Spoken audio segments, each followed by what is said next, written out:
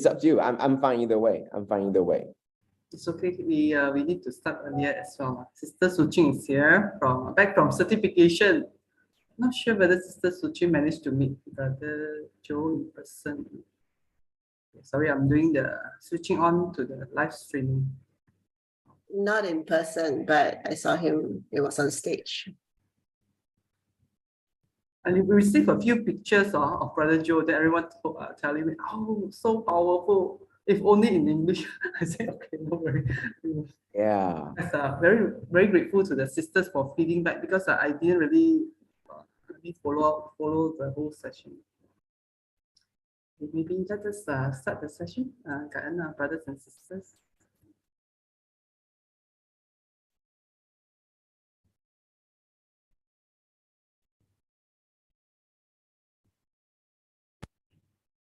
Sorry.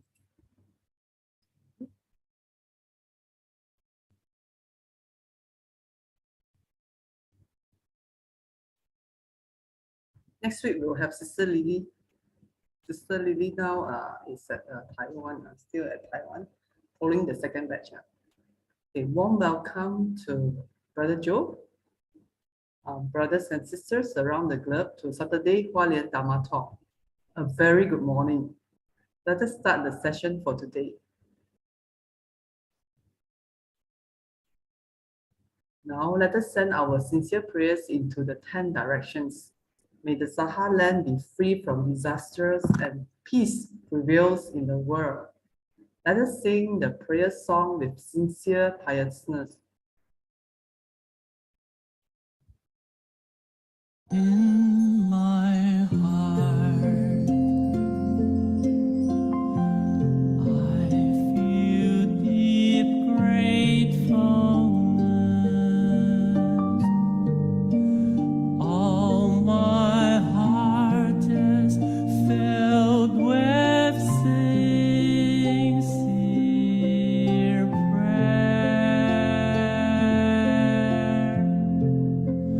From all corners of the world, let us join our hearts and pray for a world of harmony and peace. From my heart, I pray.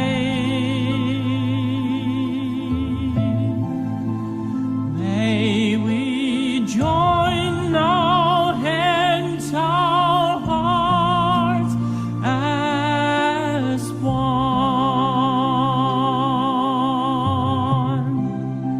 Spread the seeds of great love, nurture wisdom evermore.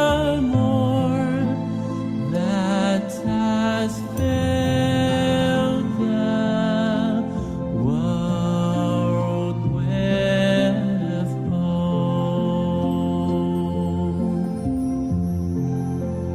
In my heart, I feel deep gratefulness. May all the Buddhas know my prayer.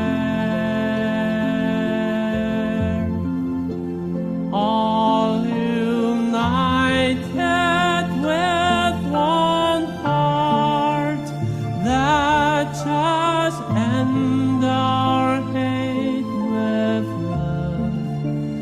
May there be no suffering hereafter.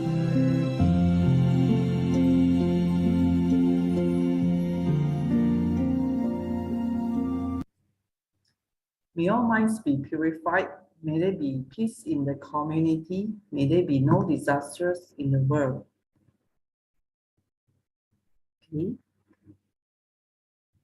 Before we hear the wonderful sharing, let us invite Brother Joe to lead us in paying homage to the triple gems. Let us pay our respects for these teachings and explanations to Buddha and Master Chen Yan by making 3 sincere bows. Please rise, palms together. Let's bow. Second bow. And third bow. Okay, Ga'an brothers and sisters. Okay, today we are most grateful to have with us the founder of this platform, Brother Joe Huang. Truly, it's very heartwarming, and we also have the opportunity to hear from Brother Sean Han. Truly, very auspicious day. We have these 2 very diligent and steadfast brother, our Qing Shi pure practitioner. Brother Joe will share first, followed by Brother Sean. Okay, let us. Sorry, before we start, maybe I pass it to Sister Su Ching.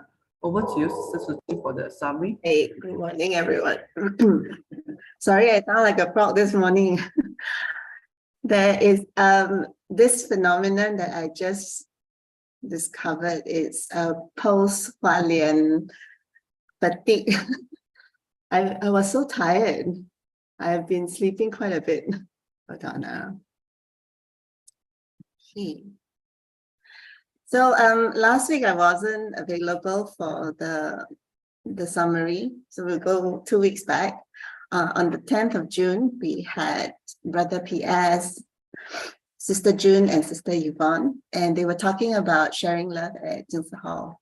The Tzu Chi Hall is a building of a grand design. Sister June became a guide.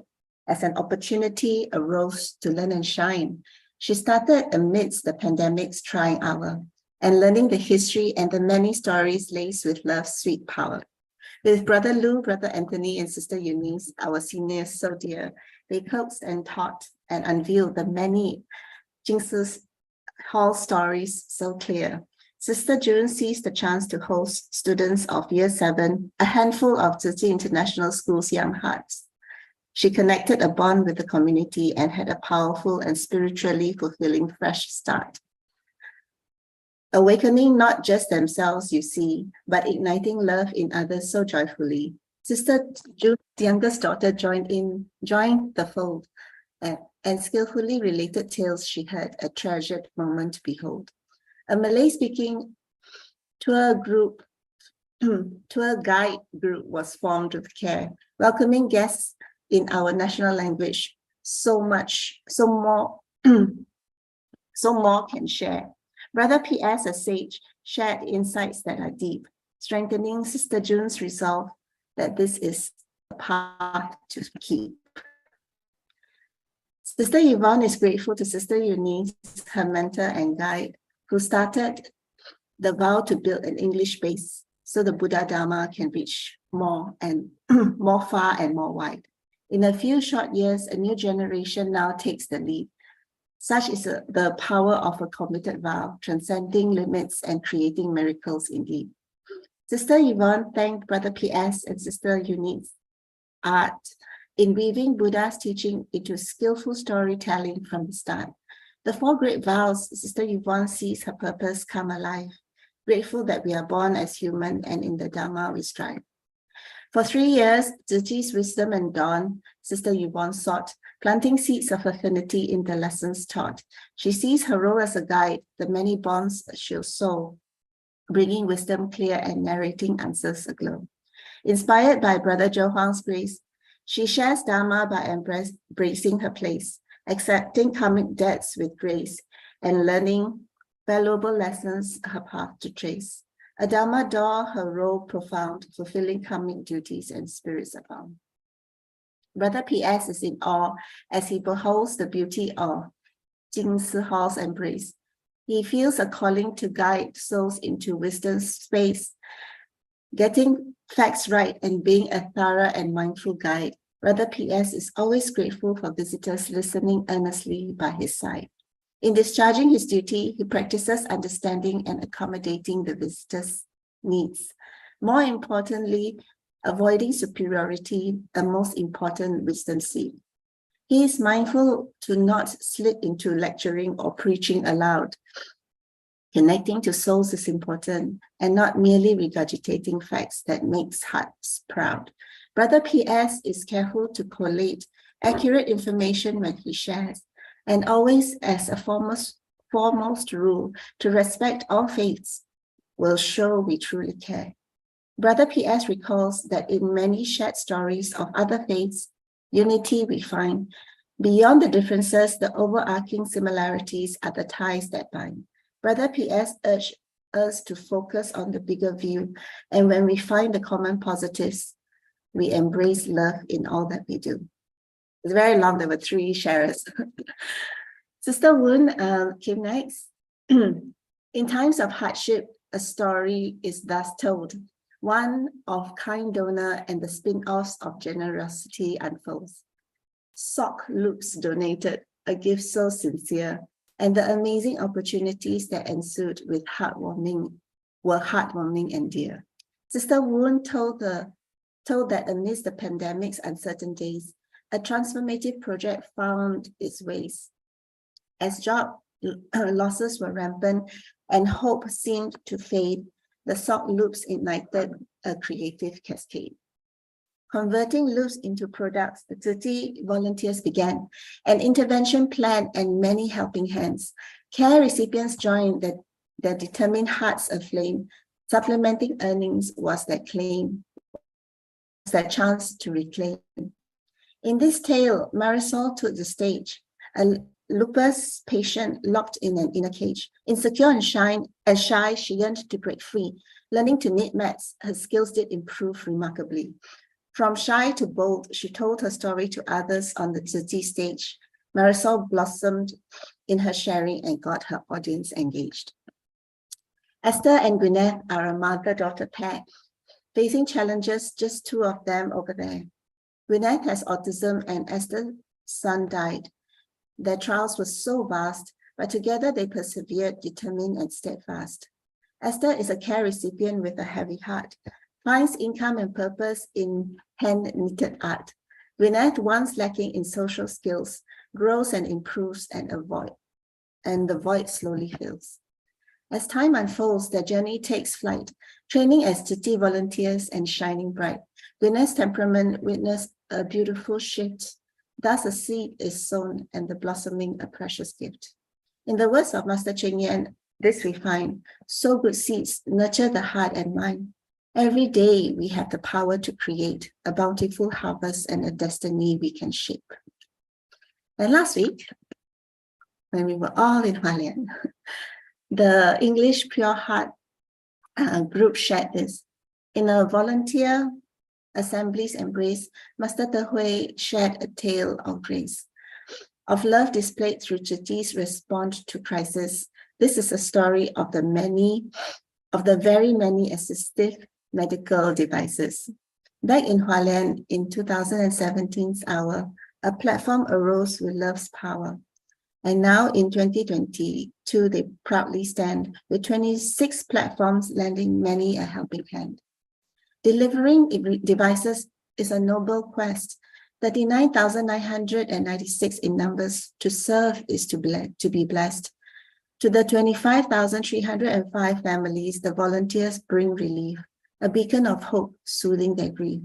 Impermanence paints a sorrowful scene, family suffering and dreams caught in between. Some seek an end to their painful strife, while curses and despair punctuate their lives. Yet the ITV's wisdom serve as a guiding ray. Stories offer solace, the care recipients watch away. Master Cheng Yen, moved by the volunteers' dedication, might, praises those who distribute devices many days and nights. With care and effort, they mend and restore, so devices serve once more as before. Fearless volunteers' toils they embrace, working tirelessly, bringing love's glow to many a face. From one seed, this movement grew. Brother Wen San, with his heart so true, a motorcycle shop he left behind to dedicate himself to the devices to mend and mind. 17 volunteers from one soul's call, joined by 20 more and standing tall. supported by family, and thus united as one with boundless love, a mission has begun. Serving homes 4 or 5 times a day, another stroke patient, frail and grey. Answering calls, the devices are swiftly bestowed. Not just a delivery, but strength is showed. The word carried forth, a beacon of care. Assistive devices are reaching those in despair. Through Tzu Chi's assistive medical devices services, love shines bright, erasing life's distresses. In this tale of compassion we find hearts uplifted, souls intertwined. And the last one, Sister Henri and Sister Jane from Singapore shared their plant-based journey. Sister Henri embarked on a journey new. After 50 years, her perspective grew. Inspired by the water repentance tale, she embraced karma's law without fail. With Master Cheng Yan's wisdom and love, she found strength and guidance from above. Practicing Buddhism transformations, the key. Through love and compassion, set all sentient beings free. No need for battles, no need for fight. Vegetarianism, she promotes with light. With benevolence, courage, and tender care, the value of life is to benefit others, and to more we share. Gazing at heaven's repentance sincere, grateful to the earth bowing without fear. Harming the planet, animals we do, with each meal we can choose anew.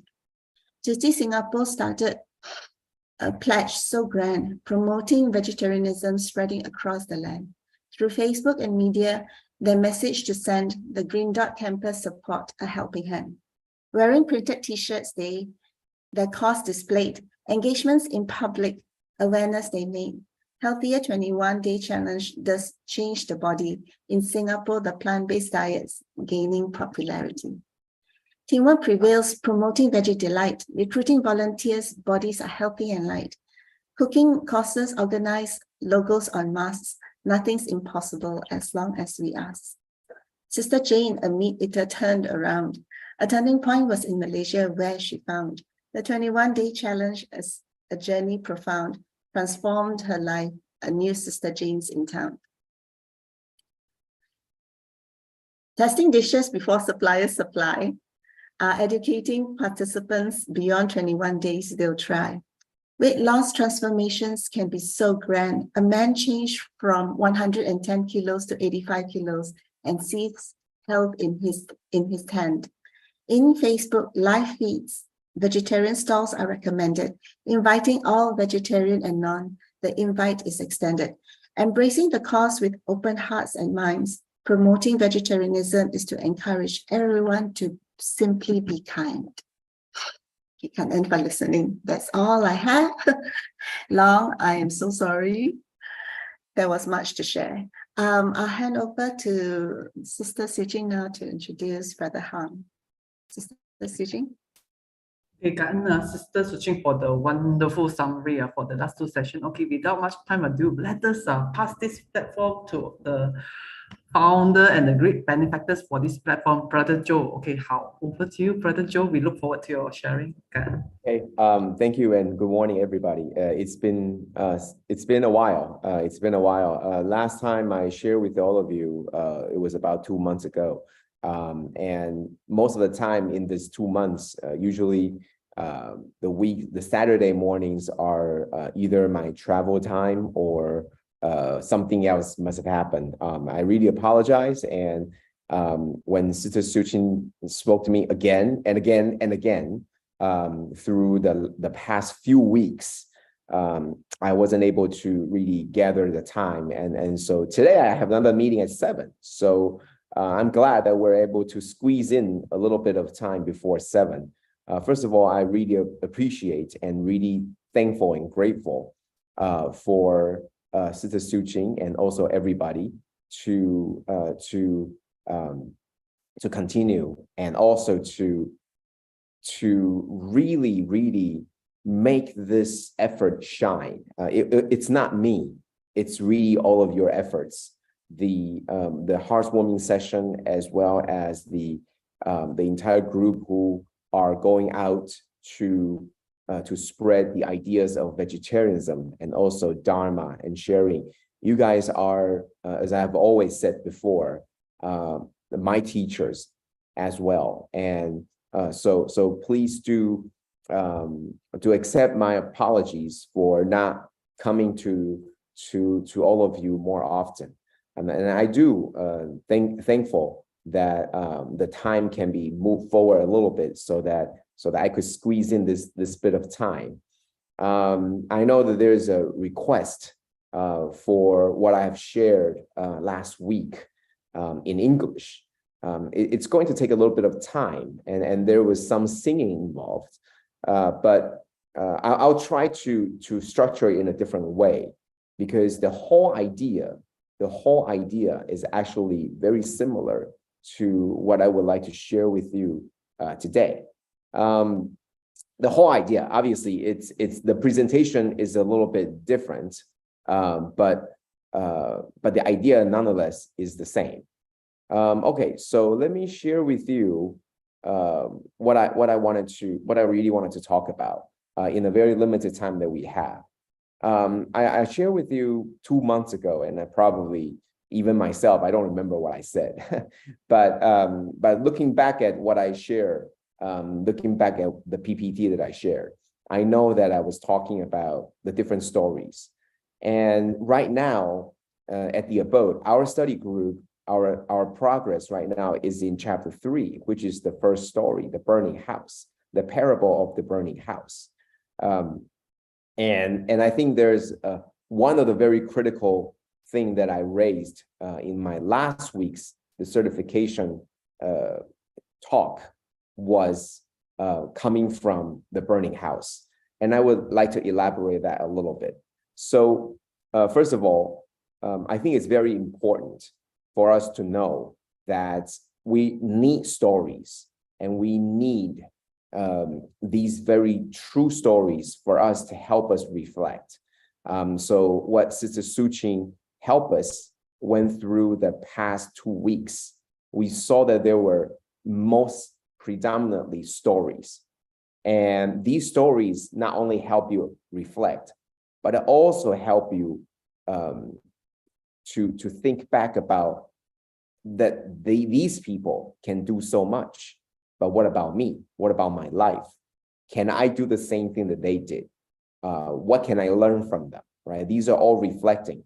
And sometimes you need a strong story to help you to break through the heart, the guards of the heart, because you build walls, right? We build walls to shield ourselves. We're not so open to accept other people's suggestions. Therefore, we build walls. So the stories can't get to you unless the walls can be broken through, unless the walls can be melted, can be put away. And the stories themselves from Tzu Chi are very moving. They're real, they're moving, they move you to tears. And so that's how we're able to break down the walls and really start to reflect.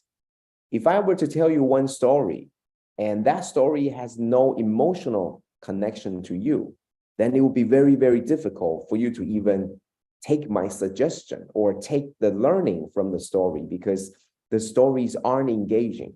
So that's very important. And that's why Master is a very good, is a master at not only the Dharma, but also the storytelling.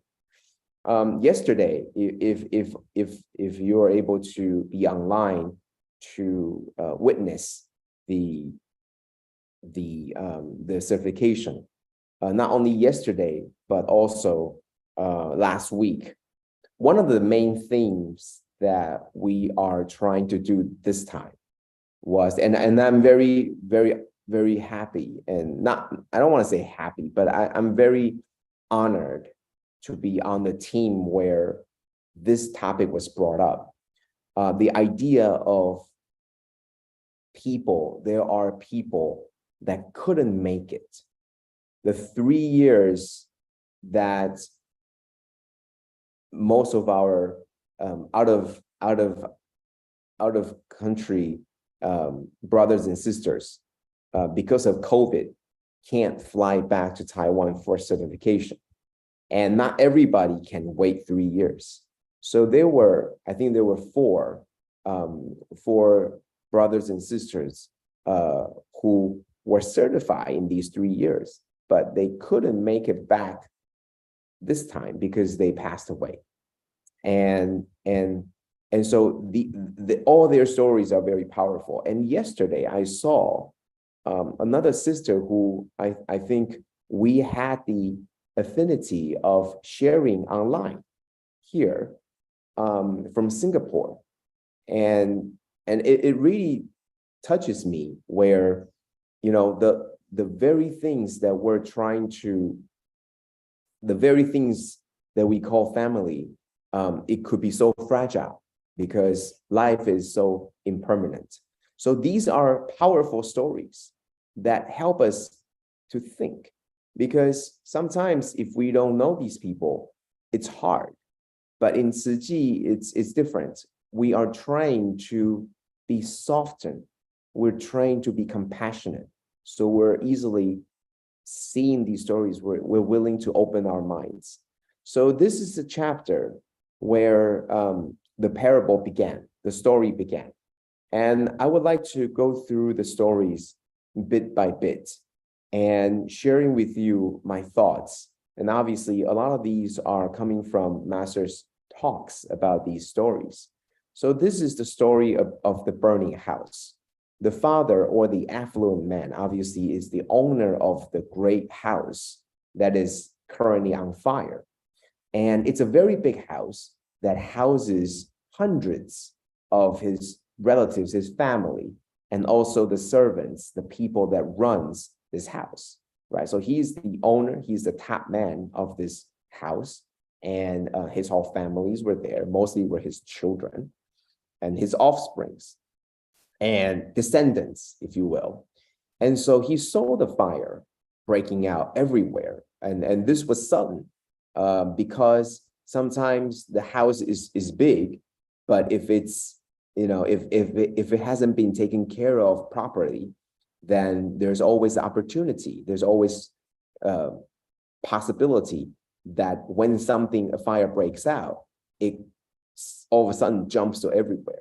So the fire breaks out, and it becomes very alarmed and terrified. And one of the things that I really wanted to ask everybody is, why is he terrified? Why is he terrified? If it were you, would you be terrified? If you saw, I don't want to say this, but if someone were to see his or her house on fire, would they also be terrified? And the answer is yes, right? Because maybe there's still somebody inside. And even if there's nobody inside, your whole life's savings, whether it's your possessions, whether it's your everything, right? It's in there, right? So you're terrified. And even if you have nothing in there, right? Just a bed, even if it's just, you know, whatever in there, very, very few, no one lives there, and just it's on fire, right? And even if that's the case, you will still be terrified, because you would probably think that, well, if it's burning, what am I going to do tonight? You know, where am I going to stay? I'm going to have to ask my friends. I'm going to have to go take shelter somewhere else. And how long would this place be restructured or rebuilt? Or when can I move back? So there are all these reasons to be terrified. And not only that, you will also be terrified for the neighbors. You wouldn't probably know them. You would know that they have valuable possessions. You would know that there are probably people living next door. So there are all these reasons to be terrified. And in this story, that the affluent man was terrified, not only because of all the possessions, and we don't know about that, but he was mostly terrified because the children are still trapped in the burning house. He still have his very loved ones trapped in the burning house. And because he wants to protect his children. He wants nothing bad to come to his children. I'm sure all of you could understand. So that's why this story first the premise of the story gets you engaged. And the idea is, who do you wish to protect in this world? And I think this is a very, very key, important message. And one of the very key, important message that I had last week. Who do you wish to protect? Who do you want to hold on to? Or what do you want to hold on to? Ask yourself this question. Is it your children? Is it your spouse? Is this your family? Is this your personal belongings? A pendant? A bracelet? A watch? Your eyeglasses? Your car? Your house? Stocks? Some photos? Your diary? What do you want to protect in this world? Who and what? And when you're faced with all these things disappearing, what would you do? And I think that was one of the very important starting points for my talk last week. I began to think about, through the story of the burning house, why was the man terrified? Of course he would be terrified, because his house is on fire, and there are children inside. So of course, he would be terrified. But why is he terrified?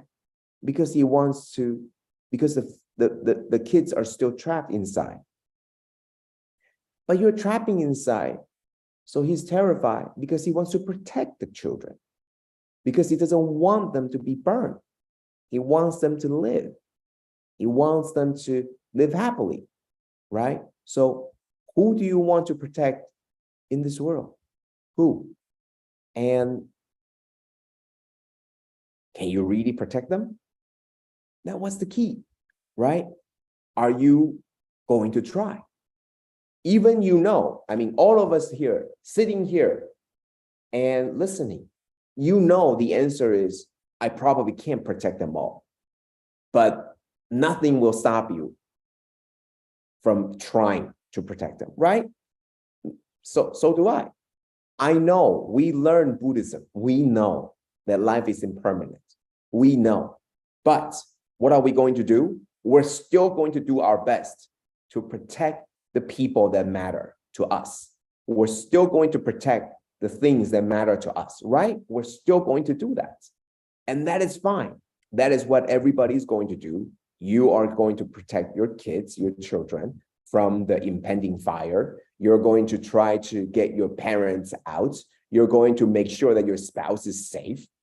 I'm sure that's going to be what happened, right?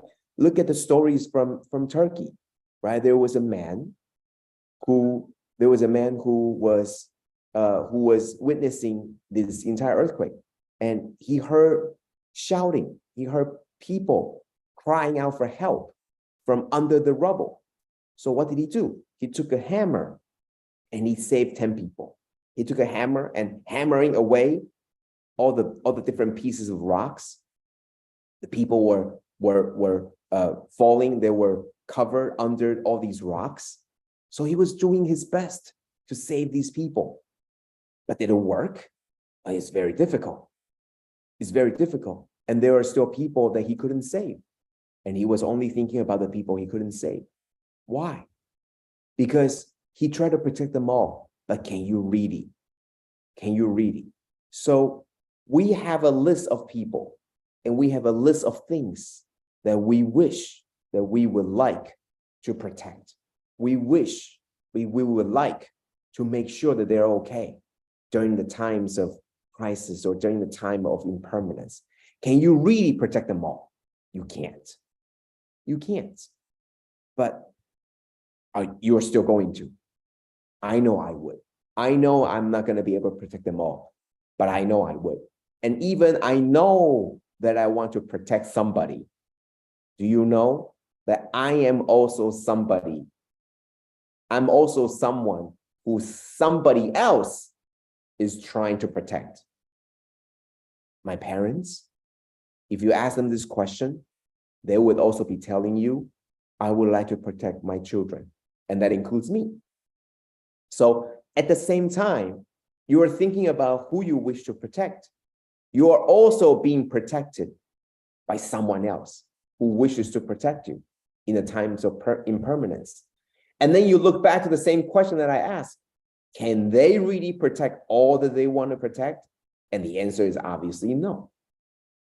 The answer is still no. So how can you protect these people, or how can you protect these things that you want to protect, that you hold very dear? A photo, a diary, a pendant that belongs to your mother, or the bracelet that comes from the master? Whatever things that you're trying to protect, are you able to do that? And how can you do that? So I start from this, and I share with everybody what master, who master wishes to protect, and how she goes about to achieving that. And while doing that, I think the greatest realization that I made was that whatever it is that is your vow, whoever it is that you wish to protect, I all of a sudden realized that it's all under the protection of master.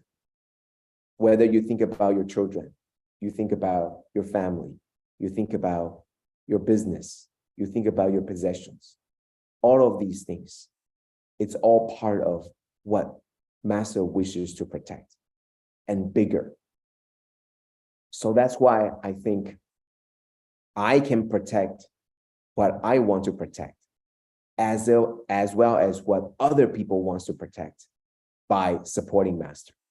And I think it's a very key ingredient to my devotion, to my dedication, because I all of a sudden realize that by being in Tzu Chi, I am doing myself a great service by protecting all the things that I hold dear, and also by making sure that other people whose very dear things and people are also protected. So going back to the story, the father, the affluent man, thinks that he's very capable of escaping through the burning entrance. He knows that he can get to safety very quickly, but the children are not. And the reason why the affluent man is even more terrified is because the children themselves are not even aware of the danger. They're not even aware of the fire. They're not even aware of all the dangers that surround them. So coming back to the story, that you can realize, what if during the time of impermanence, we see the impending danger, but the people that we're trying to protect do not? Now let's go back to the people that we're trying to save. You might be thinking your children. You might be thinking it's your parents, your elder parents. You might be thinking it's your friend. You might be thinking it's your Dharma family, whoever it might be, whoever it might be. If you tell them it's on fire, the house is on fire, let's come this way, let's come this way. And they tell you, no, I will not. Not only do they tell you they will not, they would make sure that you stay too. What happens then? So that is perhaps one of the biggest things, one of the biggest challenge that we see in this world, because people are very adamant, right? When they think of something and they're very adamant, they're very stubborn, and it's hard to change their ideas. I myself, we ourselves are all very stubborn too. There are rarely few people in this world who can call themselves not stubborn. And if you're not stubborn, you're just a pushover. Anybody tells you anything, you're just willing to accept. That's not good either. Whatever it might be, what can you do? And how do you know that you're right? How do you know that it's really, the fire is here, so let's run this way? How do you know that you're right? So we're very glad, and I think we're very fortunate. Master is our guide. She guides us through the times of impermanence. She's the one that shouts fire, that tells you fire is coming. She sees all of us as someone whom she wants to protect. She sees all of us as someone, as her children. So she wants to protect us. She wants us to be okay. So she tells us, hurry, hurry, do this, let's get out. Most of us will respond and says, fire, really? I don't see the fire. Maybe I don't move as quick as you want us to. Maybe I don't do this right now. Maybe I'll take a year to move. Maybe I'll just go and play with somebody else. Maybe I won't listen. That's what happened. So that's where the story first happened in this parable. So there are many things that we can still go through, but the idea is starting with, who do you want to protect in this life? Do you want to protect your family? Do you want to protect your home, your car, your job, your money, your possession? What do you want to hold on to that you think is very precious? Then you begin to think about, can you really hold on to those? Can you really protect those? Can you really think that you could hold on to all of those? And when you do think that you can't, are you going to try? Yes, you're still going to try. And that's exactly what happened in the story. So when you put yourself in the shoes of the people of the story, of the main characters in the story, you'll be more engaged. Continue to ask yourself, what would you do in that situation? Even though it's just a story, but ask yourself, if the people that you're trying to save do not agree with you, do not see your point, do not understand the danger, what would you do then? What would you do? Would you leave them behind, or would you continue to try to help them? And there are many decisions that people have to make very quickly. We're seeing this story through the eyes of the Buddha, telling us the decisions that he had to make, telling us the love and also the sacrifices he had to make in order for the people that he tried to save to be really saved. Now let's look at ourselves. The people that we're trying to save, are we willing to make the sacrifices to save them? Are we willing to make the right choices to save them? Are we ready to learn? Are we ready to move ahead in advance in our wisdom so that we can save the people that we're trying to save? These are all very important questions. Put yourself in the shoes of the affluent man. He is willing to sacrifice his own thoughts, his own ideas about the right ways to get everybody out in order to save his children.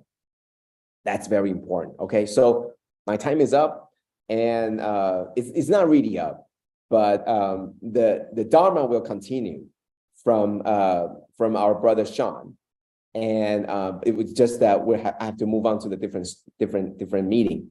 But before heading off, I think everybody should start thinking about who you wish to hold on, what you wish to hold on to in this world, who you wish to protect in this world. Think about them, and then think about, what are you willing to do for them? What are you willing to do so that they can be protected? It could be your children. It could be your descendants, your grandchildren. Maybe they're not born yet, but you know that they will be here. So maybe it's them. Maybe it's your spouse. Maybe it's your parents. You know that you cannot hold on to them forever. So what would you do to protect them? How much, what would you do? How do you protect them? Okay, think about that. And then think about who Master wishes to protect, and how Master actually does that. How can she actually protect all of us? So thank you. Apologize to not being with you more often. But let's hope that maybe in the future, even though there are always meetings, there are always different, very difficult timing, let's hope that we could make this more frequent. Okay, thank you, Sister Su Ching. Thank you. And then Brother Joe, okay, sorry if possible, that somewhere you have to go for meeting. I was thinking to take a group picture. How? Okay. No worry. I'm sure Brother Joe will come back again because it's just one story. There are so many more. Oh, Brother Joe, okay, a short one. Come, let's everyone on the video. We take a fast group picture. We know Brother Joe session is about to start or started. Okay, Sister YY. Okay, our son He. Okay, Brother Joe for the wonderful stories and for us to reflect. Who do we want to choose to protect and about masters truly by supporting masters, in fact looping back to who we wish to protect, because that's what master is thinking, encompassing everything. How Brother Joe, we look forward to the next session. Okay. Good morning. We are most grateful to have with us today two very powerful speakers. The next one will be Brother Sean. Brother Sean Tan, a regular speaker on this platform. So let's see today where Brother Sean will bring us his life journey. Over to you, Brother Sean. We look forward. Thank you. Can you hear me?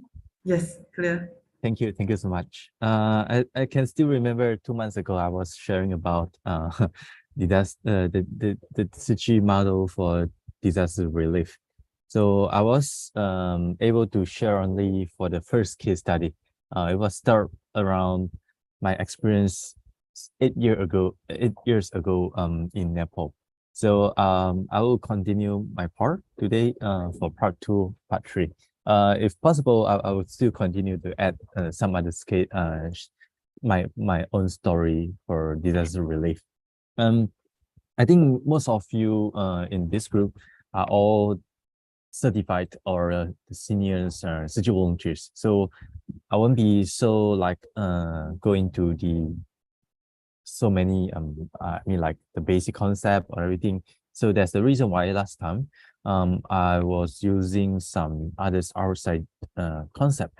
So before I proceed, so this was the point that I mentioned previously about they're actually international standard guideline for disaster relief during humanitarian response, which is the SPEAR project. This is a very general one. If there's any humanitarian response staff or volunteers, they will stick to this guideline. So I have shared about our experience in 2015 Nepal earthquake relief. As you might know, the basic 5 principles for Tzu Chi foundations is directness, priority, respect, practical, in immediate. Today I'm going to continue with my second case study. The first Nepal, I think I've mentioned about the practical and immediate on how we help the Nepali after the disaster. So Joe Huang was is the first responder. I mean, after the disaster happened in 2015 Nepal, Joe Huang was is the first team who reached in Nepal.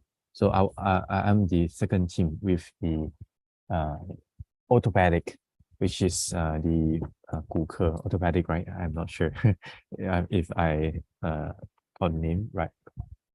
So after disaster, I have been there for like about 2 months.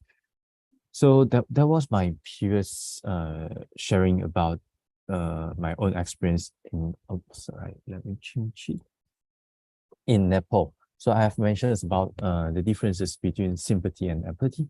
I think there's great differences between each other because empathy, we are the one that we treat them as our family members. Sympathy is like I'm the one who's going to help you. So I'm here, there's a disaster, so I'm here to help you. So I'm above, you are below. I'm here to pull you up. But for empathy, we are there as their family members. We are there to show our respect. We are there to love them. So that was my first experience for international disaster relief. If I didn't include 2014 to 15, end of 2014, which is the great floods happened in Malaysia. So if I excluded that, so this would be my first disaster relief. So exactly the same time here, around end of June, that was my 8 years ago. I was there in Nepal. So the second case study that I wanted to continue after the 2 months ago. So I didn't able to finish it. So the second story that I'm going to share today will be the Serbia refugee relief.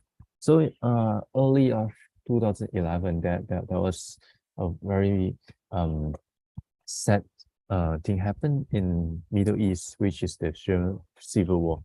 So civil war in Syria actually start from the some riot, some breakout in in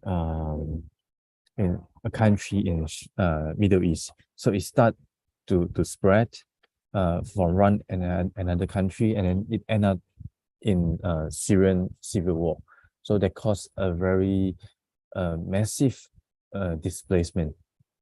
So all the refugees from Syria, they have to run to the nearby country. If they have enough money, so they will be going to some countries that is much more better, with better conditions. Yep. So we can see the statistics. So from 2011, that's the start of civil war. Everything is going on smoothly. Nothing much that caused a lot of displacement. But after 2012, thing goes up exponentially. So we can see on year 2015, there have already more than 3 million refugee displaced. So in a single country, Syria itself. So you can see how much people they have run out from Syria. So by the time Turkey and also Jordan, which we have still volunteers there, they receive quite a few of refugee from in Turkey itself and also Jordan. But after 2015, they have so much refugee. Even Turkey themselves, they already start Menehil Tzu Chi school after 2015. They founded it around 2016. So you can see how much volunteer they have during that time. So we have a lot of distributions in Jordan too. So from Syria, they run out of Syria, they go to Turkey, and some of the refugee they have better living conditions, they will go to Europe. Because Europe, they have much more benefits. I was wondering why the refugee they're willing to take a risk to cross through the sea, 爱琴海, to Greece. Why they are willing to do so? There's such a high risk to go to Greece using the ocean's routes. Why they willing to do so? They might cost their own life, because the sea is so dangerous. A lot of the refugee get dumped. It's not just like there's a highway for anything, and they actually fall into the ocean. No, sometimes they paid for the transportations illegally. The person will just dump them in the middle of the sea. So that is the risk that the refugee have to take. But why they willing to do so? Because in Germany, in France, during that time, they are willing to pay for Syrian refugees to let them stay in their country. That is the time early of 2015, which doesn't cause much trouble. But after they giving such a good living conditions in Germany and France, a lot of refugees they're willing to cost their life running to the Germany. So that actually caused one thing happen in the middle of the route, Serbia, which is the country that I went there in early of 2016.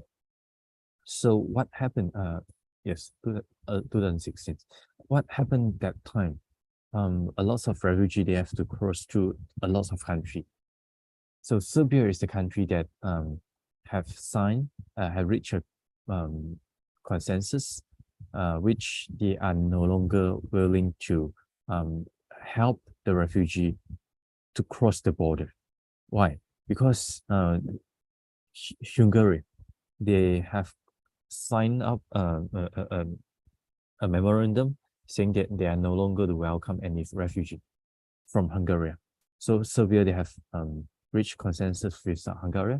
So all the borders in Hungary, they internally, Serbia, they cross the border, not letting the train to cross through, and also the borders, including cars, any transportations by land. So they cross the border. So they have only one route. After 2050 September, they have to cross to Croatia, Slovenia, and Austria to Germany. So that's the time in 2015 September. A lot of countries, they started to stop their borders. So they're not letting the refugee to cross the borders.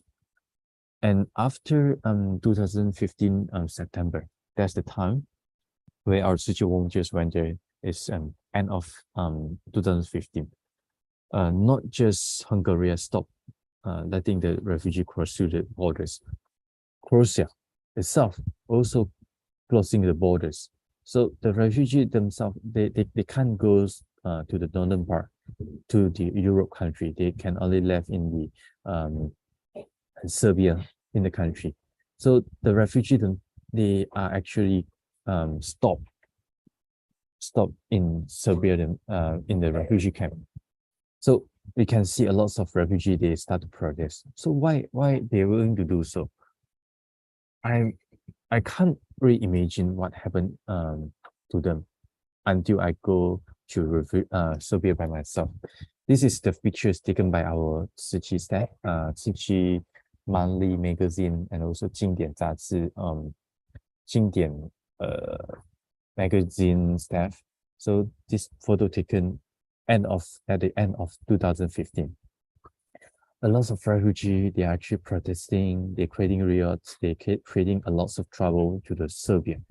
So I can't imagine what happened inside the refugee camp. They are actually not allowed the medias and also the outsiders to go into the refugee camp. So we doesn't know exactly what happened in the country until I went to the refugee camp myself. So inside the refugee camp, we can see how poor their the living conditions is not good. During the winter time, they are actually having minus 10 to 20 degrees Celsius in Serbia. The coldest weather that they have about minus 15. Sometimes I'm not. I think it's just minus 10 to 15, not until 20. So we can see how cold outside. They have only such a thin layers of the a tent that doesn't hold the temperature well. So in the extreme weather, so they can feel so cold and they need a lot of blankets. During end of 2015, when the time I went there, or early of 2016, that was only 2 degrees Celsius or 0 degrees Celsius when the time I was there. Not that extreme, but I can feel inside the tent, they're so warm. The warm is not like comfortable warm. This is warm because of there are lots of people crowded inside the tent. So there's full of the smell of body odor. You can see there's guys living inside, girls living inside, children, elderly, they are all crowded inside this camp. So there's no any so-called privacy inside the camp, nothing so-called privacy. So they have to, if just like us, we can easily change our clothes inside our room. They can't do so. Where they can change their shirts, they can't really change in toilet too, because in the toilet, they have about 500 people to 600 people crowded in an abandoned factory. This is actually an abandoned factory. So the factories usually previously can only accommodate about 100 to 200 people. So they have double to triple people inside the abandoned factory, which the toilets and everything is always all the time is just in terrible conditions. So you can't really change your clothes, pants and everything inside the toilet because it's always wet, and then the smell is so bad. So how can they change their clothes? So they can only use the blankets to cover.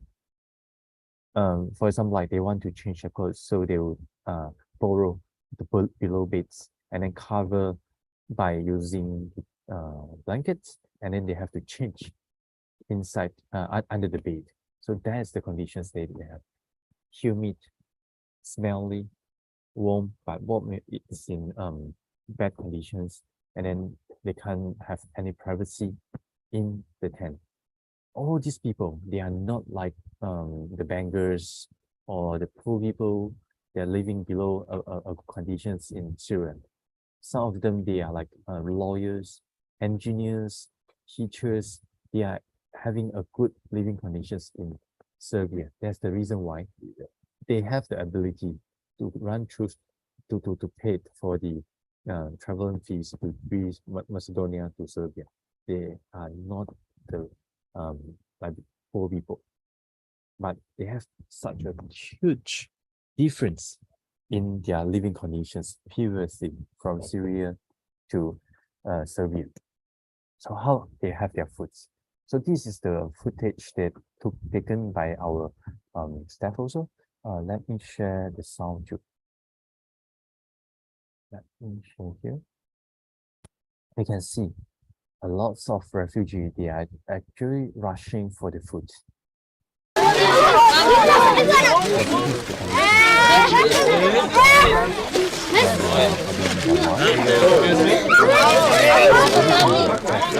Like a paper bag. So you can see in this footage, a lot of children, they are actually rushing to get the food. However,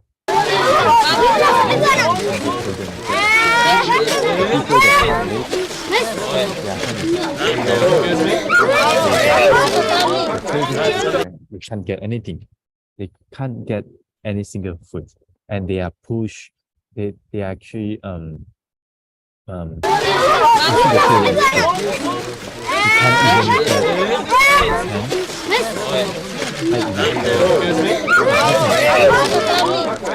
not too sure because I wasn't there during the time. This is actually taken by our staff, dive TV staff, and you can see the children. It's actually so cold there. So he can't even get his hand high enough to get the food. So this is the conditions during the time when they are actually blocked and then restricted in the severe region. So every day, what is inside the food's bag? This is not something that is so nice. Like we have to queue up for so long to get a special deal for a meal or LE bag that get 50% offer. So the people have to queue and then rush to get something precious or prestige. They are not. They are actually getting what? Just a bread. Every day the same. Water, can, and that's all. Sometimes there's biscuit, sometimes there's cold tin, and I think that's all. So that's the thing that they can have every day, non-stop daily food. So one day when I went to another refugee camp, this refugee camp, there's better conditions. This is the abandoned children hospital. So as this is the hospital, the conditions is much more better. And then there's a lot of small room that previously filled out with a lot of patients' bed. But when we were there, that they already changed into a refugee room, hostel for the refugee. So I was there. Sometimes they get better food. I mean, like hot food with instant noodle. So that's the thing they can get, instant noodle, and then they get also bread. So I got some refugee children call me to their room. So I was wondering what happened. So they told me the bread they have that day, they can't really speak English. So they speak in Arabic. They told me come. They can speak only a few letters. They ask me to go into their room, and then they show me, present me with the breads they have. They say mushroom. I say mushroom. Wow. So the bread with mushroom, that's good. They said no, mushroom. What is the mushroom? You can see here, that's actually mold. The fungus already grown on the bread. You can see how terrible the food they have in the refugee camp. I'm sure the NGOs or the local governmental bodies, they are not purposely wanted to give them something that is in bad conditions. I'm sure they are not willing to, they won't do that, because all the NGOs and also the governmental bodies, they would not want to ruin the country image and also their NGOs image. But sometimes when the refugee they come, so many people they crowded in a single place, and they have so many resources from all around Serbia and also overseas. They are sending the food all together into the single refugee camp. So sometimes the food, they might be left behind. I mean, like 2 days ago, the food might be reaching from some part of Serbia. Maybe they need transportation and then storage. At the end, when they get the food, maybe they already passed the expiry date. So there's a reason why they get the food rotten. So what will you do in this scenario? So the refugees are not allowed to leave the refugee camp. They're getting frustrated, and every day they get only bread, biscuits, and become their daily meal. So no NGO are allowed to cook hot meal. Yep. So we do ask the local governmental bodies, is that possible for Tzu Chi to cook hot meal? So they said no, you are not allowed to cook hot meal. Why so? Because during the emergency stage, the NGOs and also the governmental, Serbian governmental bodies, they are governance by the UN, governance by a lot of others countries. Why? Because they got all the resources from Germany, from France, from Europe continents country. They are actually get subsidy.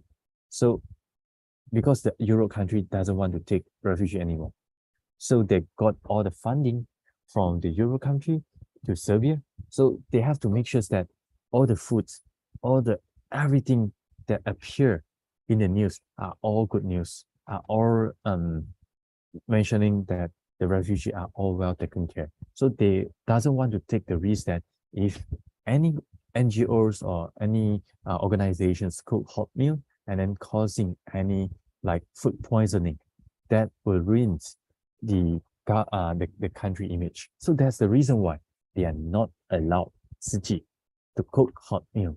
So what can we do? They say that is all fine. You can cook instant noodle. There's no any risk in instant noodle. So you can have them canned food. You can hot it, make it warmer, hot it. This is all fine, but you can't cook any hot meal. So that's the time. We have all the refugees from different countries, from Syria, Afghanistan, Pakistan. So what can we do? So when we got the news, we got the informations from our volunteers from Europe. They already in Serbia. They told us that the refugee from most of them, they are coming from Middle East. So the preferable food is actually rice. But in Europe country, that is not much rice in the country. They have a lot of spaghetti. They have a lot of Western food. But for Middle East people, they prefer rice as food. And then they have a lot of different culture, ethnic, and religion.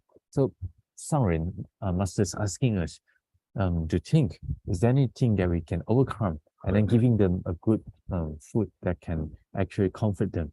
So letting them feel comfortable and happy. So we think of what? Instant rice. Instant rice is something you doesn't need to cook.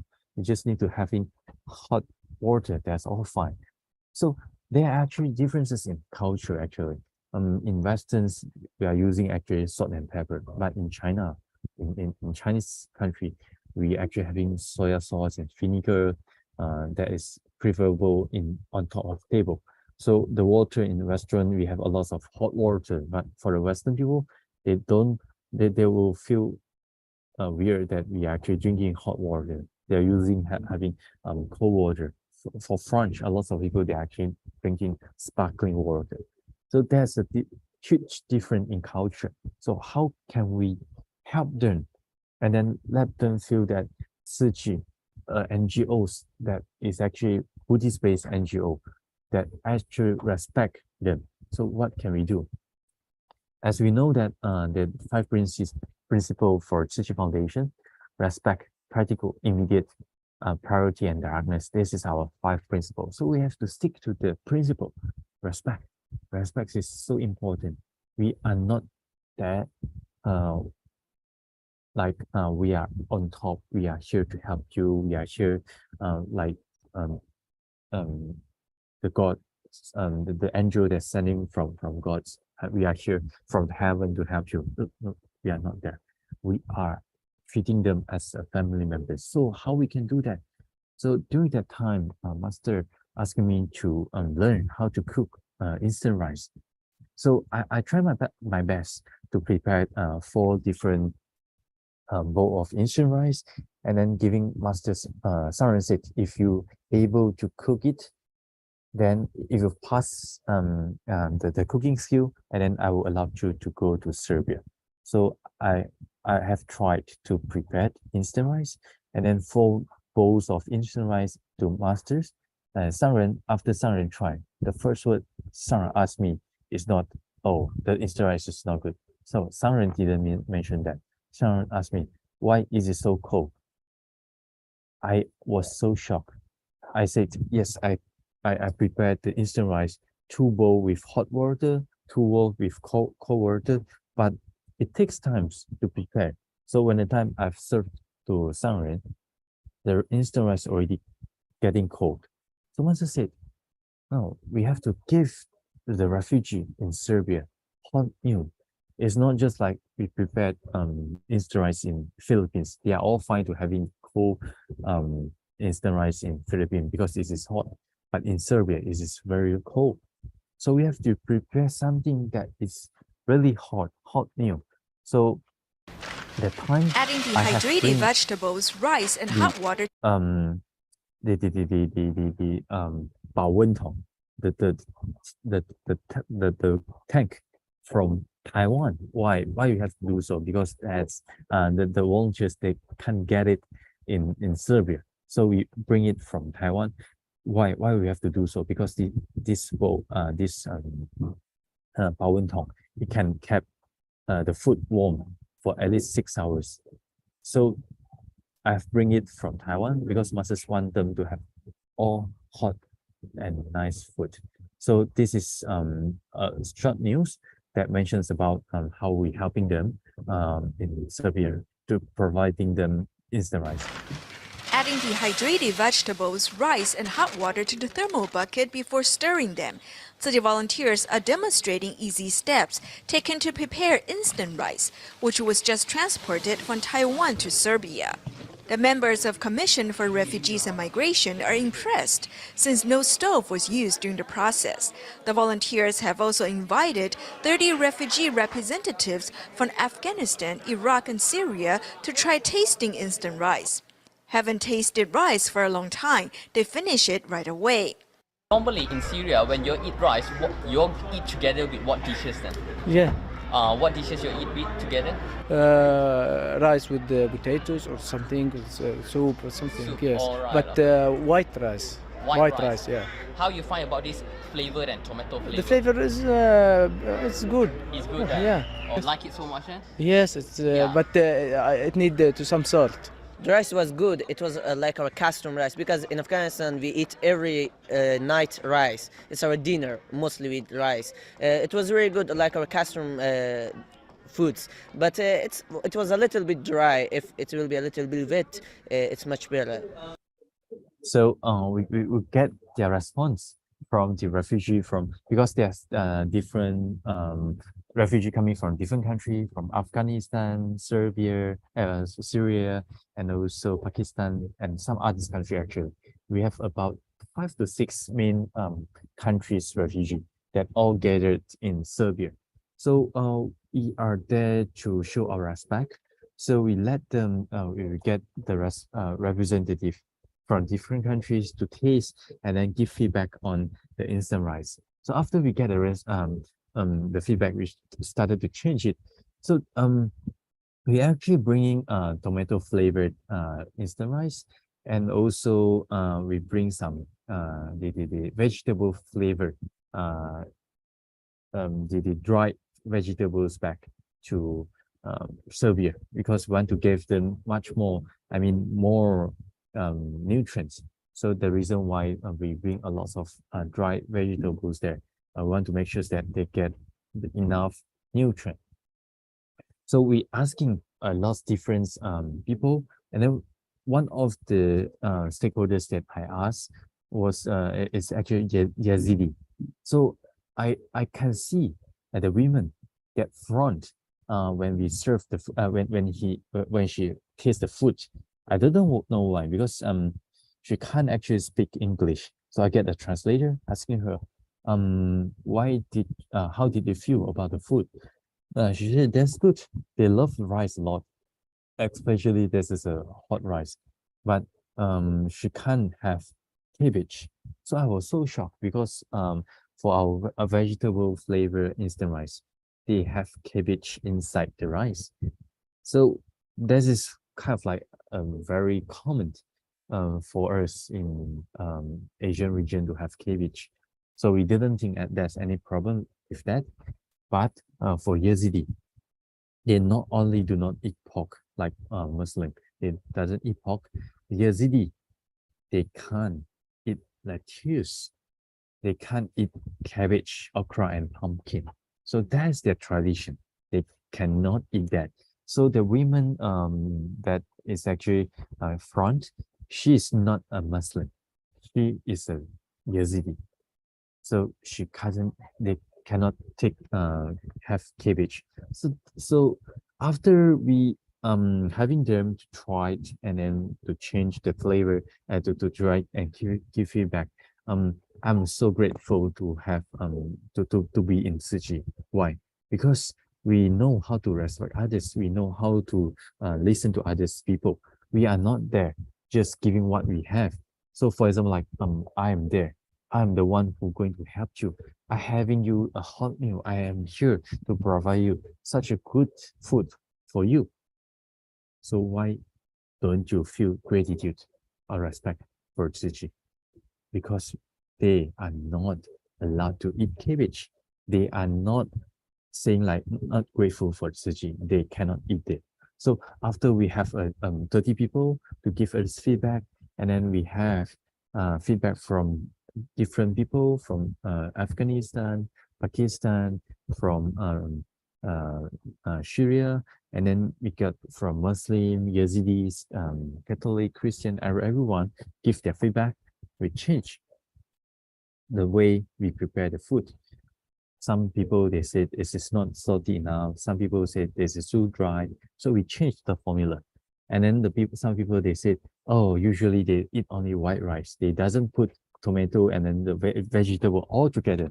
For instant rice, to mix everything together, right? So we changed the formula. I think we seldom have instant rice in this way.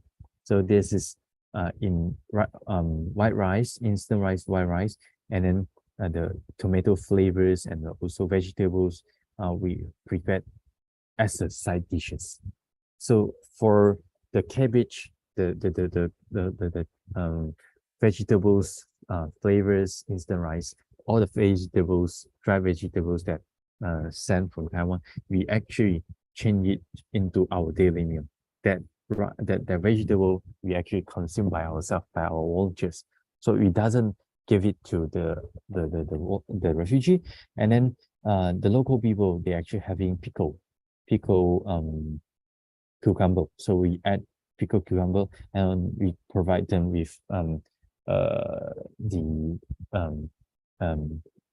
yogurt, because one of the elderly, he says that they usually having yogurt with the food. So we provide exactly what they have in the country, and then this is the way we treat it. So inside refugee camp, they actually having a dining hall, but most of the NGOs, they doesn't want to having the refugee inside the dining hall. Even the commissioners, commissariats of refugee, the governmental bodies, they said, please, Tzu Chi, please use our way. You can provide food behind the fence, or else you'll be in a very dangerous situation. So usually how others NGO and also UN bodies, what they do, they provide the meal behind the fence, because it will be so crowded. People will be pushing each other to get the food. So they have a bad experience during the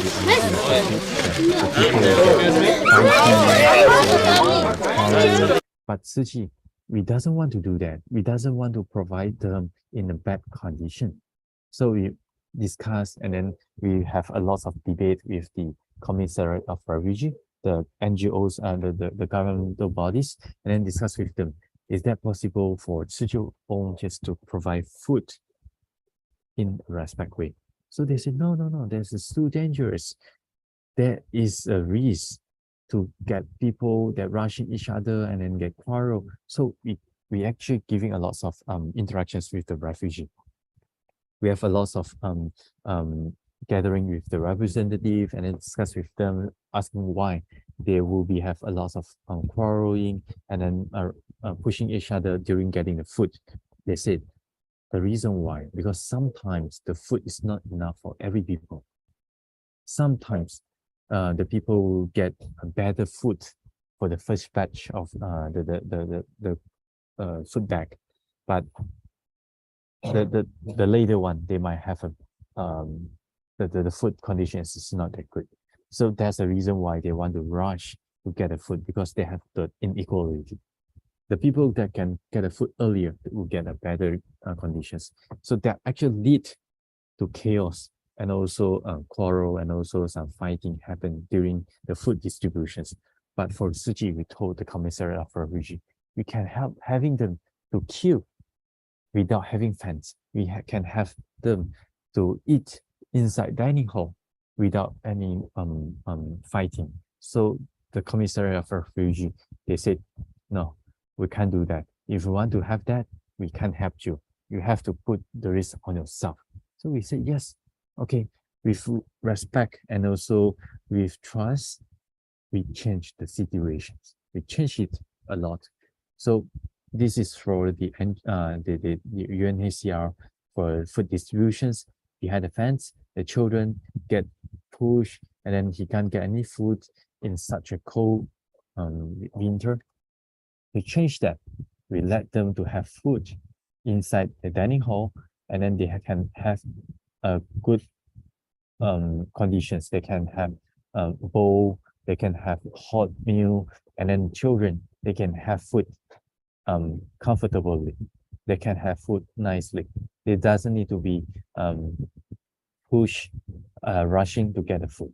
So with trust and respect, we actually change the commissariat mind, the UN NGOs also. So no one tried that before, because they have a bad experience previously, chaotic experience. So they actually have a lot of riots, a lot of protests happening before Tzu Chi came. So we try to change them. We train them, we give them respect, we give them love, treat them as our family members. So you can see the children. Previously, he was the one who getting protests and then making chaos during the emergency stage. But after Tzu Chi came, we give them love, respect, and then we playing football together with them. We are treating them as our family members. So after we giving them food inside the dining hall, they are so happy. They are so happy. And then they help us to rearrange the dining hall. they are actually the one who help us to do that because they already treating Tzu Chi as their family members. So we can see during the wedding day and also the New Year celebrations for the Syrian refugee, they actually invited Tzu Chi to join them. This is a wedding day. I can't really imagine.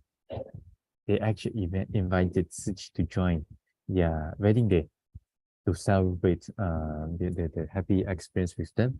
And then we actually having New Year with them inside the refugee camp. So they are actually inviting family members, but they're treating us Tzu Chi as their family members to celebrate New Year's and also the wedding day. So not just that, this is actually a chef coming from Serbia. He actually got not much money, so he got all his money from pocket, and then he take out all his money he have, and then donated to Tzu Chi. So he said he have about 100 over euro, but right now he has only €5, and also I'm not sure how much money from Syria. So he gave us the money left in his body, everything, because he want to donate and then help the others, help the needy one.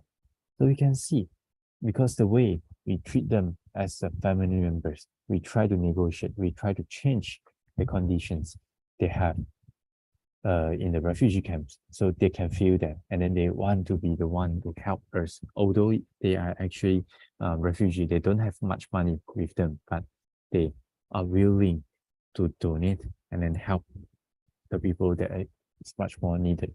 So with gratitude and respect, be with them as their family members. So they will show in return their respect and then their love back to Tzu Chi also. So that's the second case study. They have my experience in Serbia, and I can feel the huge difference. The same scenario happened for Tzu Chi and UNHCR. We both having the same motive. We want to make sure that they have food. They are not getting hunger. They can have a basic needs met, which they have food every day. We do the same thing. UNHCR, they do the same thing too. We provide food to them. But what is the difference? With love, respect, gratitude, trust, we can do this. A totally different the end result is totally different. So that's the thing that I learned from Master. We are not there to accomplish a mission only. We are there to giving our love, respect, and trust to the other people. So we treat them as our family members, and then in return, people will show respect and gratitude to us too. So this is how Tzu Chi works in Serbia. And my third experience was in Mozambique, Idai cyclone relief. So during 2019, Masters always said she actually so worried about the conditions in Africa. So in Mozambique, they have a huge impact by the Idai cyclone. So this is the central part of Mozambique, Beira, the important port in Beira. So this is the conditions before flood. So this is the condition after flood. You can see such a huge difference. The whole delta that is actually dry most of the time get flooded. So a lot of people, they don't have enough information. They are actually having very bad conditions, living conditions before the disaster. So they might not getting the latest information about the cyclone. So they are not get informed beforehand. They don't have televisions. They don't have radio. They are like some a lot of the home, they don't have even electricity. So that's the conditions. So when flood coming, all the blue colors that you see, they're actually filling with water, which was previously dry. So you can see a lot of locations that is actually filled with water. So most of the house get flooded or washed away. So this is the aerial view of the disaster area. You can see most of the houses already get flooded, and then lots of houses they actually wash away.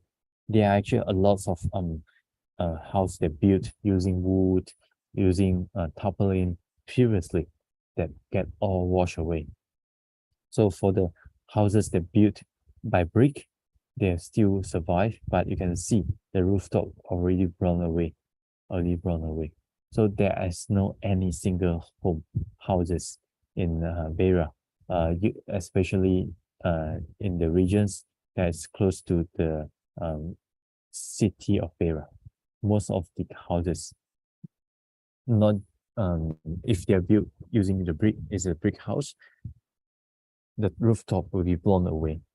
The windows is actually broken. The glass window is broken, and no any single house in Beira is survived. So they are get flooded, blown away, destroyed, and the people they have to asking for relief on top of the rooftop. The water, when the time I was there, was already few weeks after the disaster. I can still see the water is still in high level. Some of the regions is actually still get covered with water. So our Tzu Chi just brother Dino, so he was there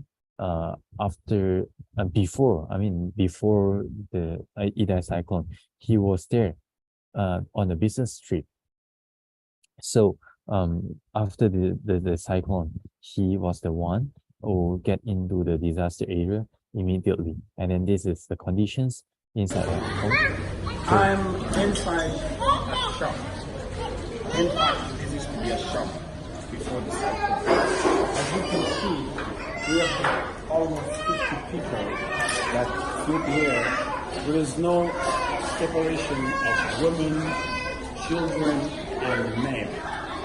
Right now, the solar is run out, and the water also is running out. There was even like water dishes on Monday. We have children, obviously we have stories of success, of perseverance. I met a young lady called Zia who took our books to drive.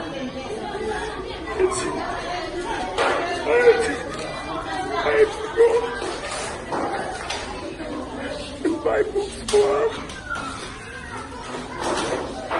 This is Mozambique. Thank you.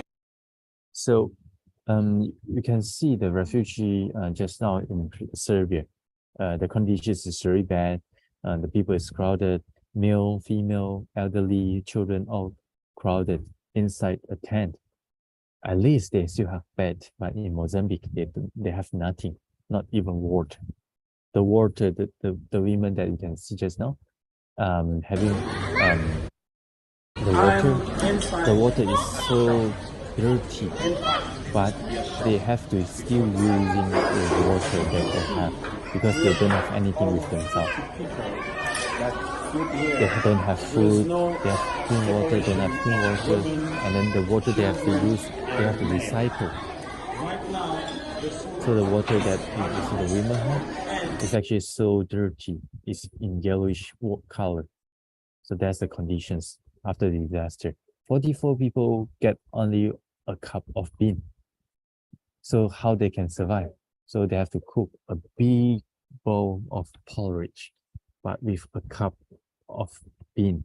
So that's how they survive for the first few days. So this was once their home, their houses that get destroyed after the Idai cyclone. So they get all the tarpaulins, plastic bags to cover it, and then the zinc, they're blown away from nowhere. They don't know where it's come from, the zinc. They blown from someone's houses. They gathered everything and then they rebuilt. So this is their conditions. This is their house. So we can see, oh, this is so bad. The temporary shelter, they get the tarpaulin, the tent from the emergency relief NGOs. They built by themselves, but this is the temporary one. This is their home, destroyed shelter.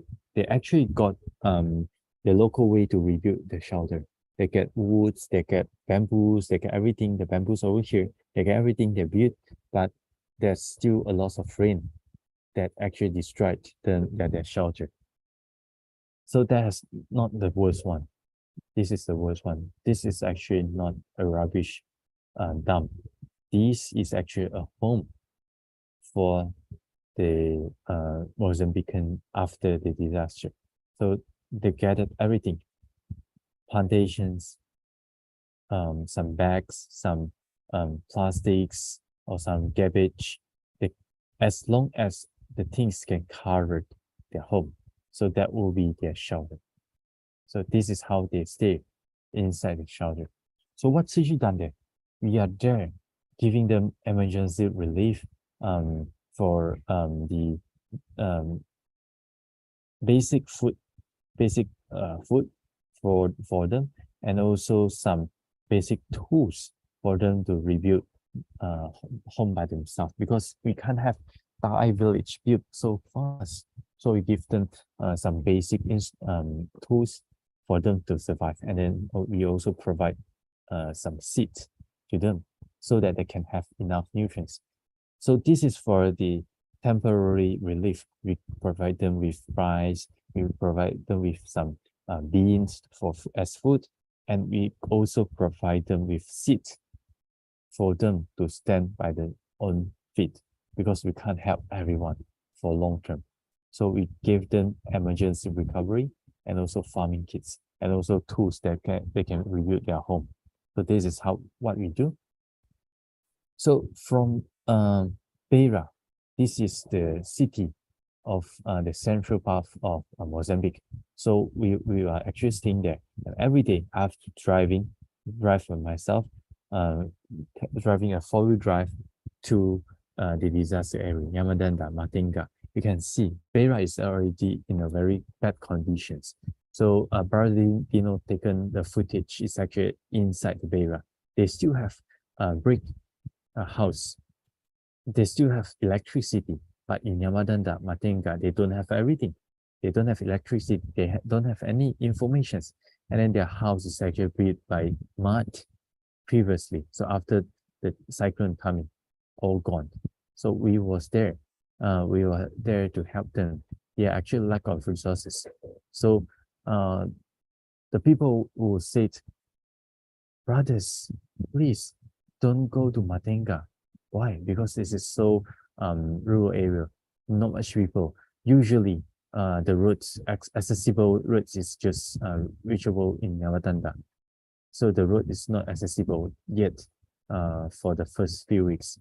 So after the road prepared by the United Nations and also the local government, the first day we have the accessible to the Matenga. So we are willing to be there. But the people said, the local drivers remind us, no, please, brothers, please don't go risk yourself. The people there is lack of resources. Please don't go there. So the local volunteers, they are not, they're feeling pity for the people. So they said, yes, for Tzu Chi volunteers that is not the local, with white skin, yes, you don't go there first. But as the local people, we can have as a spy, like a person to be there to get all the information and then pass it back to us, to our team. So our volunteers go there and understand the conditions. Yes, the conditions is so bad over there. They don't have any much enough resources. So we actually discuss a lot with the local people, with the tribe representative, with the local government, and then we are there to help, wanted to have a distributions. So during the day of distributions, when we are planning to be there and we are going to distribute, and then something happened. What happened? Because we plan to distribute by batch, so that the people will not get quarrel and then get fight because we don't have enough food.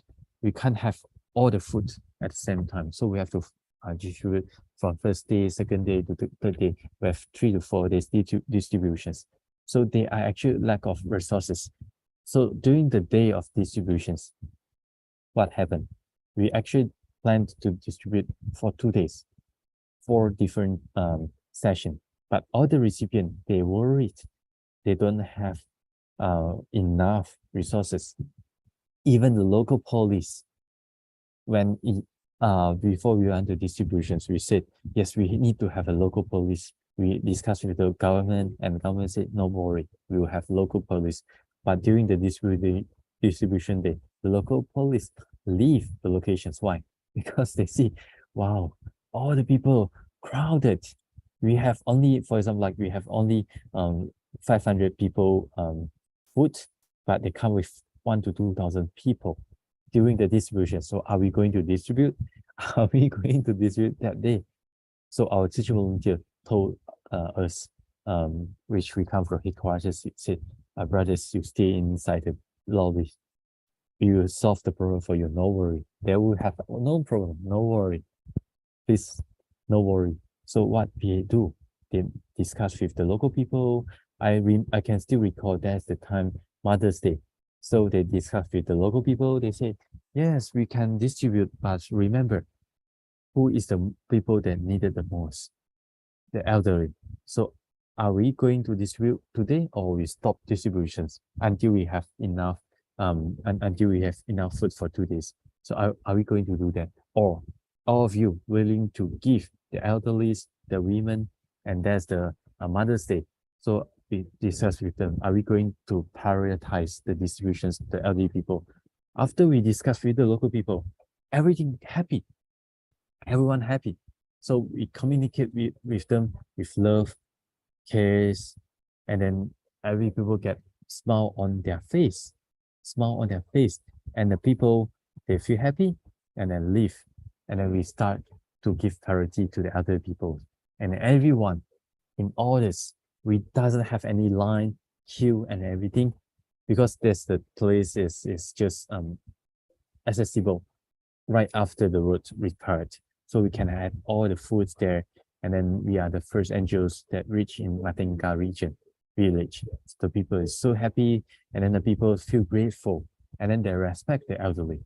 So they receive, we taking care with the recipients, and then we having a lot of interactions with them. They're happy with Tzu Chi, and then they believe Tzu Chi as the foreign NGOs with local volunteers. They respect, and then they trust us enough, and then we are there giving them challenging and motivations to the victim.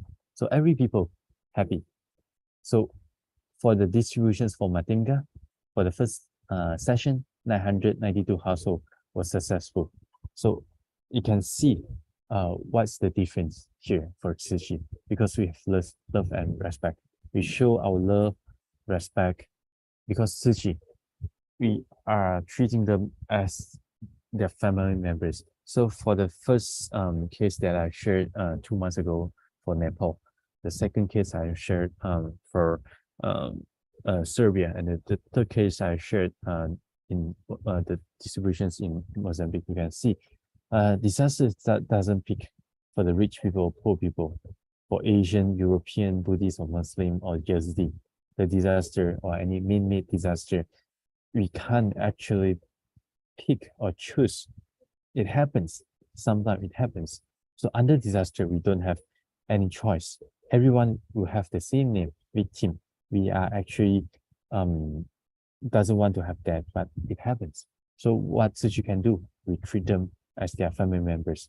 So what is the differences with Tzu Chi and others NGO? You can see other NGO, maybe they pity for the victim. They feel sympathy for them.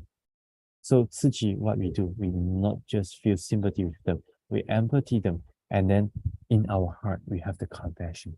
we feel moved by them. So we doesn't feel sorry for them. We not just feeling for them, we feel them and we move by them. So that is how Tzu Chi, we show our understanding, we show our respect, we show our love with them. So no matter what, in different countries, no matter what, no matter who you are, where you are, we are there to help. So why? Because Tzu Chi, for masters, compassion, relief, we are there always to help with compassionate, with love, respect. So this is my experience in Serbia, in Mozambique, and also 2 months ago I've shared my experience in Nepal. So that's all for my today's sharing. Thank you so much for your time.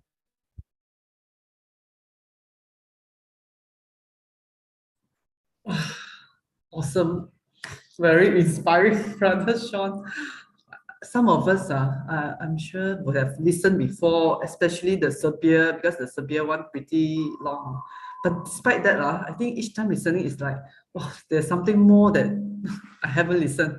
And very, very touching today. I think hearing the part how Brother Sean, because Brother Sean is involved in the preparation, even the rice itself. I think maybe at the Thai, they normally don't talk behind the scene, like why master is like even have to try it, and the feedback, wow. So we can see the great compassion and the empathy there. Truly, Karen Brother Sean for sharing this one. We are so grateful that we can join today.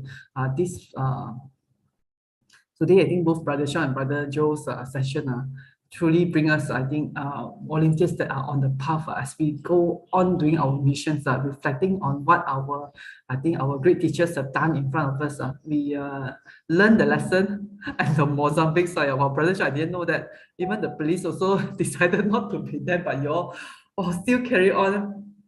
Truly, I think that at times when we do our activities, we also think that so few people we want to still carry on the activity, but because we know that especially the charity mission, there are so many the people are still waiting, we still have to carry on all this spirit. And Brother Sean for sharing, truly our great teachers today. And Brother Sean, okay, after the few sessions of this Nepal, Serbia, and Mozambique, we trust that there will be more also. If there is even the older version, please feel free to bring it over, because some of us, some have joined later, they may not have listened to the past session. Even for us that have listened before the Serbia, maybe because more on Thai TV, or maybe some like sharing from certain other volunteers, it may not be full. So, and people, I think normally we focus on the future, the present activities. Please feel free and bring it back to us, Brother Sean. So this life journey lesson, very grateful to share and learn from Brother Sean. Okay, thank you. Okay, because of the time, okay, we look forward to Brother Sean's next session. Thank you, brothers and sisters, for your presence also today, and great support. Hope that each of us could sustain all this Dharma joy and take in another piece of masters and our Hualien brothers, pure practitioners' love to our life.